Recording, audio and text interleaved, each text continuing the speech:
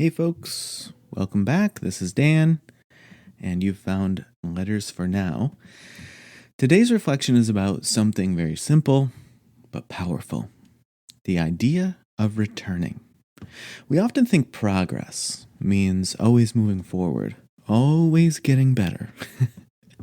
But most of the real growth I've experienced in my life has come from returning to the breath after a distraction, returning to calm after a moment of anger, returning to presence, to practice, to what matters after forgetting. That return is where the wisdom lives. In the Zen tradition, there's a saying: begin again, begin again, begin again. It's not a sign of failure. It's a form of devotion. Because returning takes humility. It takes patience. It takes a kind of quiet strength to admit, I've drifted, I've forgot, I've strayed, but I'm here now, and I'm ready again. This week I found myself caught in a familiar spiral. Too many browser tabs open, both literally and mentally. Too many opinions in my head that weren't mine. Too much chasing, too little noticing. And then I stepped outside, and the air was still. There were birds overhead, and they were not rushing anywhere. And just like that, I returned. This was not a massive epiphany, not a breakthrough, just a soft turning back toward what is real. And that's often all that it takes. The poet Rainer Maria Rilke, that's a terrible pronunciation, but Rainer wrote, "Let everything happen to you, beauty and terror. Just keep going. No feeling is final." I love that last line, because when we drift into distraction or overwhelm or anxiety, it can feel like we've failed. But what if drifting is a part of it? What if getting lost is a feature, not a bug? Because it teaches us how to return. Like, if you've ever meditated, you know this dance. The mind wanders, you notice, you come back.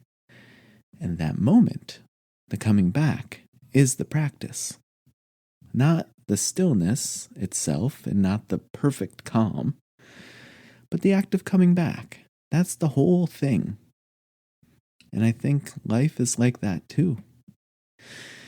You might be in a season where you feel scattered, or where you're not showing up, at least not how you want to.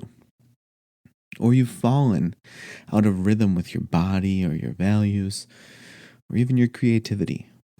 And if that's true, you haven't failed. You're just one breath away from returning.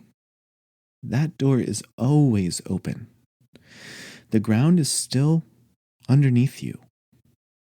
The moment is still here, asking gently, will you begin again? It's inviting you in.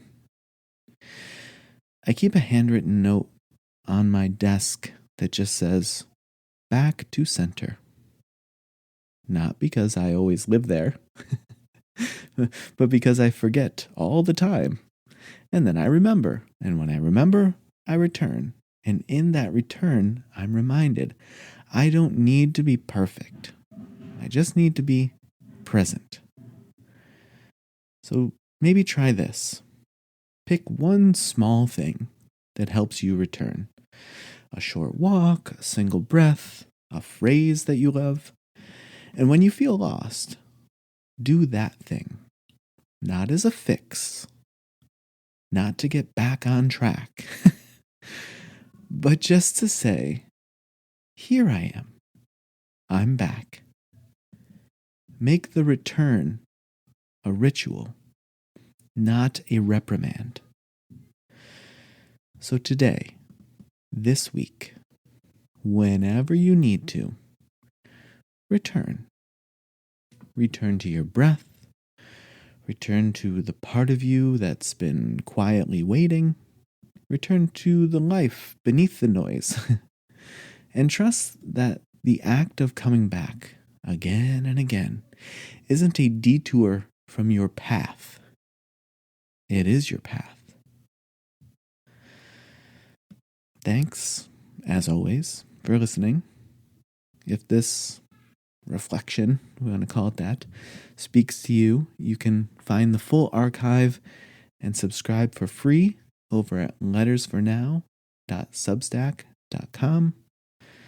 There are new essays and audio posts that I put out weekly. No noise, no pressure, just space to remember who you are and what matters most. So take care, and I will talk to you next time.